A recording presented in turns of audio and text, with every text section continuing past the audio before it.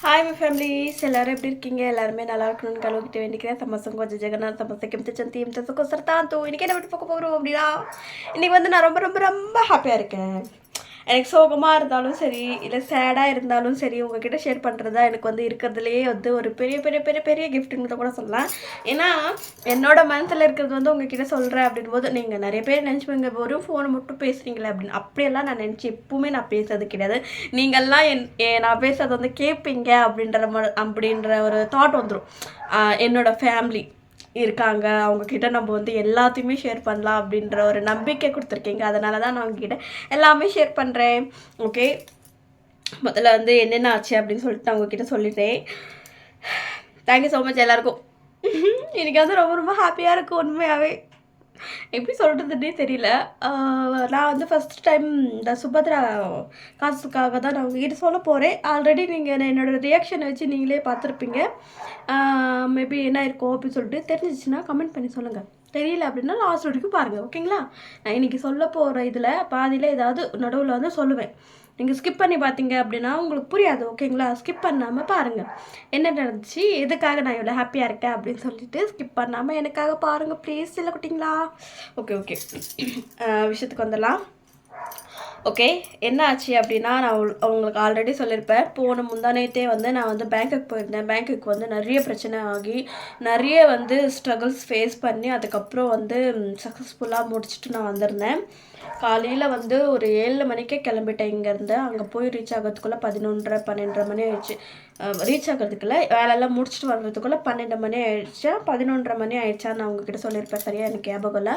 10 மணிக்கு உள்ளே போனது, 10 மணிக்கு 9 மணிக்குள்ளே 9:30 எல்லாமே நான் வந்து உள்ளே போயிருந்தேன்.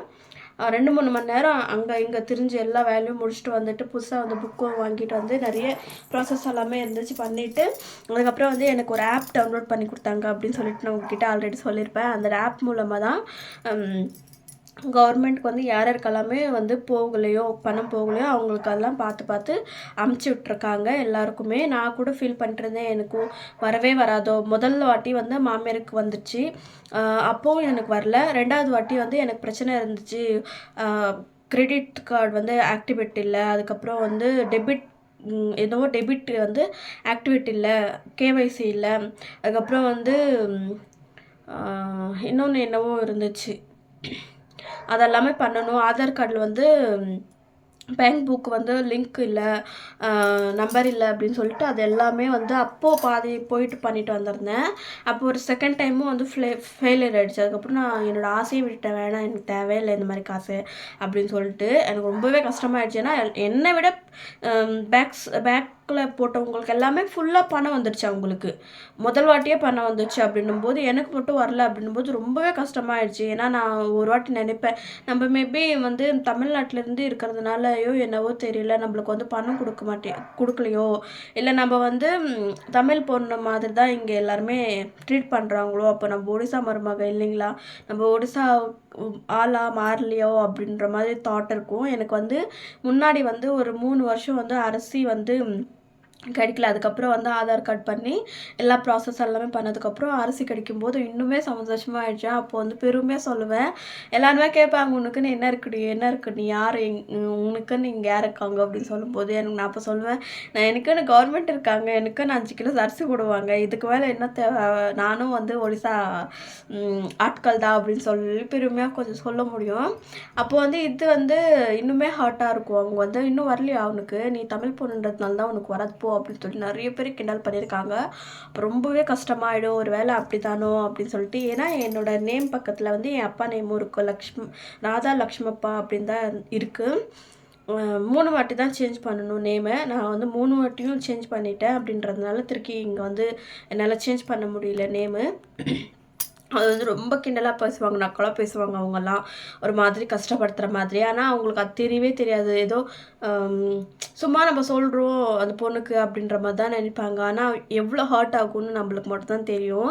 நிறைய பேர் வந்து தமிழ் பொண்ணுங்களுக்கு வந்து இங்கே ரெஸ்பெக்டே கிடைக்கவே இது பண்ண மாட்டாங்க. ஆனால் ஒவ்வொருத்தவங்களாம் அந்த மாதிரி கிடையாது. தங்கம், உண்மையாகவே சொல்கிறேன், அவ்வளோ வந்து கேர் பண்ணிக்கிறதாகட்டும், பேசுகிறதாகட்டும், நடந்துக்கிற விதமாகட்டும், மரியாதையாகட்டும் ரொம்ப நல்லா பண்ணுவாங்க. இந்த ஒன்று ஒரு 2-3 பேர் இருக்காங்க பர்சனலாக நான் அவங்க கிட்ட இது பண்ணுறது. ஆனால் ஒருத்தவங்க வந்து இறந்துட்டாங்க. முதல்ல வந்து என்னை அவங்களுக்கு பிடிச்சவே இல்லை. அதுக்கப்புறம் என்ன நினச்சாங்கன்னு தெரில. நான் ஆனால் அவ்வளோ பிடிக்கும். எங்கேயாவது கொஞ்சமாக சாமிக்கிட்ட போட்டாங்கன்னா பிரசாதம் விபூதி எல்லாமே எனக்காக கொண்டு வந்து கொடுப்பாங்க.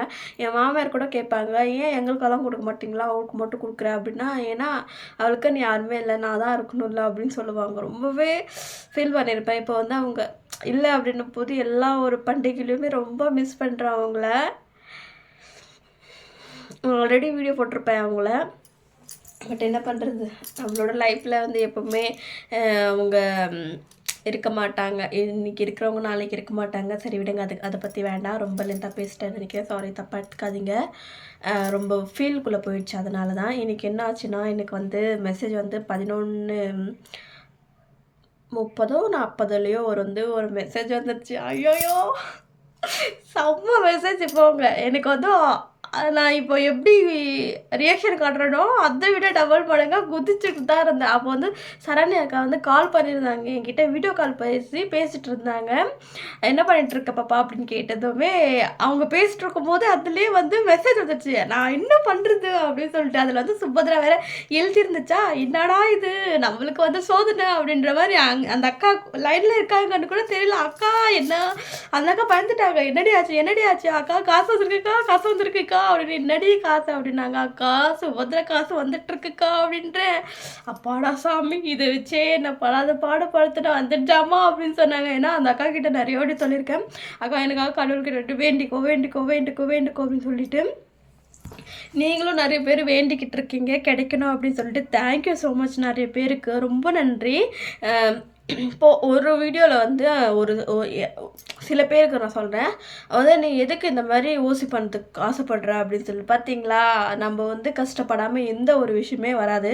அவங்க பேங்க்லேருந்து இந்த மெயின் பிரான்ச்சிலேருந்து அவங்க கூப்பிட்றதுனால தான் நம்ம போய் மற்ற வேலைகள் எல்லாமே ப்ராப்பராக பண்ணி வந்ததுக்கப்புறம் தான் இப்போ அந்த 5000 ரூபாய் கிடச்சிருக்கு. இந்த 5000 ரூபாய் மட்டும் இல்லை, கிட்டத்தட்ட இன்னும் 45,000 ரூபாய் நம்மளுக்கு வந்து பெண்டிங்கில் இருக்குது. அது வந்து 5 வருஷத்துக்குள்ளே கொடுத்துருவாங்க. இந்த 45,000 அப்படின்றது வந்து ரொம்ப ஈஸியான ஒரு பேமெண்ட். ஈஸியான பணம் கிடையாது. பணம் இல்லாதவங்க கிட்ட கேட்டு பாருங்கள் பணத்தோட மதிப்பு என்ன ஏதுன்னு சொல்லிட்டு அவங்களுக்கு தெரியும். ஸோ அதனால் நான் அந்த நிலைமையில் இருக்கும்போது ஒன்று மட்டும் சொல்லிக்கிறேன், ரொம்ப மிடில் கிளாஸாகவும் இருக்கக்கூடாது, ரொம்ப பணக்காரமும் இருக்கக்கூடாது, ரொம்ப நடுவில் இருக்கணும். அதுதான் எனக்கு பெரிய ஆசை. அதுக்கப்புறம் வந்ததுக்கப்புறம் இப்போ மாமியார்கிட்ட சொன்னால் வந்துருச்சு அப்படின்னு சொல்லிட்டு, அதுக்கப்புறம் வந்துட்டு பாருங்க நான் என் மாமியாரை கூப்பிட்டுட்டு மாமி பாருங்க நான் வந்து இப்போ என் மாமியார் சொல்கிறேங்க அந்த காசு கிடைச்சது எப்படி இருக்கா அப்படின்னு சொல்லிட்டு. மாமி ସୁଭଦ୍ରା ପଇସା ସପନ ଦେଖୁଛି ଆଉ பார்த்துருப்பீங்கன்னு நினைக்கிறேன். நான் எப்போ அவங்க வந்து எங்கேயாவது போயிட்டு வராங்க அப்படின்னு மம்மி சுபத்ரா பைசா அப்படின்னு சொல்லிக்கிட்டே இருவேன்னா அவங்க நம்பவே இல்லை எனக்கு வந்தது. அதுக்கப்புறம் என் அக்கௌண்ட்டில் வந்து காமிச்சேன். அதுக்கப்புறம் என் ஹஸ்பண்டுக்கும் சொன்னேன், உண்மையோ நீ வந்து ஒடிசா மருமக ஆயிட்டியா அப்படின்னு சொல்லிட்டு அவரும் சொன்னார். ரொம்பவே ஹாப்பி ஆயிடுச்சு. இன்றைக்கி வந்து இன்னொரு வீடியோவும் வந்து உங்களுக்கு வந்து ஷேர் பண்ண போகிறேன். அது என்ன அப்படின்னு சொல்லிட்டு ஈவினிங் இல்லை நாளைக்கு வீடியோவில் உங்களுக்கு வந்து அப்டேட் பண்ணுறேன். சரி ஓகே, ரொம்ப உலன்னு பேசிட்டேன். எனக்கு வந்து 5000 ரூபாய் கிடச்சிடுச்சு சுபத்ராலிருந்து. அதனால் ரொம்ப ரொம்ப ரொம்ப ரொம்ப ஹாப்பியாக இருக்கேன். தேங்க்யூ ஸோ மச் எல்லாருக்கும். என்ன வந்து நான் நல்லா இருக்கணும்னு ப்ரே பண்ண எல்லாருக்குமே, எனக்கு கிடைக்கணும்னு ப்ரே பண்ணுற எல்லாருக்குமே ரொம்ப ரொம்ப ரொம்ப ரொம்ப ரொம்ப தேங்க்யூ ஸோ மச். இப்போ தான் நீங்கள் ரெண்டு சேனலில் பார்க்குறீங்கன்னா ப்ளீஸ் லைக் அண்ட் சப்ஸ்கிரைப் பண்ணி பாருங்க. ஓகேவா எல்லாருக்கும்.